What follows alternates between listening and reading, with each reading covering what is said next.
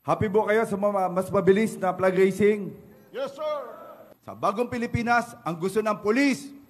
Ligtas ka! Ang umaga po sa inyo lahat. This is after a month, no? When I assume po ng April 1. And I hope nararamdaman po yung mga simple changes. And ito po yung gusto natin. Bakit po natin kayo sinushortan ng flag racing? Binabawasan po natin. Because kailangan po talaga natin magserbisyo. Service po sa tao ang priority natin. Not only to our people, not only to the communities, mga clients natin, but also to you. We have to have kayo to learn to value yung time. Kaya po natin sinushorten yung lahat ng events for the reason na tayo mga pulis, nalimutan na natin importante ng oras. Pagka tayo masyado matagal dito, masyado marami nag-iintay sa atin and its clients.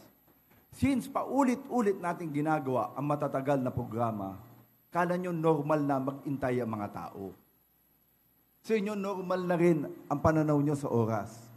Na dapat matagal tayo mag-usap. But the end of the day, marami po nag-iintay sa atin. Ito po ang message nito, bakit ko po sinushorted ang flag racing and any activities. Because we have to value our time. Our time is so precious, kulang pa yan para pagserbisyon po ang mga tao. Ito po ang gusto natin. Alam niyo po, marami po tayo naririnig ng mga fake news about babawasan po yung mga rice subsidy nyo, yung mga iba-ibang bagay, babawasan po yung CIP nyo, CDP. You know, I just want to say, there's a difference between a wise man and a fool. A wise man talk because he has something to say. A fool talk because he has to say something. Dito po, yung iba, mga fool, they come up with so much stories na it destroys the organization. Hindi po yan ang tama. Hindi po yan ang gusto natin. Alam mo, ang pangarap po ng bawat pulis, ligtas. Ligtas po ang mamamayan natin. Pero hindi lang po mamamayan dapat ang ligtas. Dapat kayo rin. Kaya hindi po ako natutuwa sa mga ganitong fake news ay nagkaagulo tayo, nag-iisip kayo ng masama. That's not really true.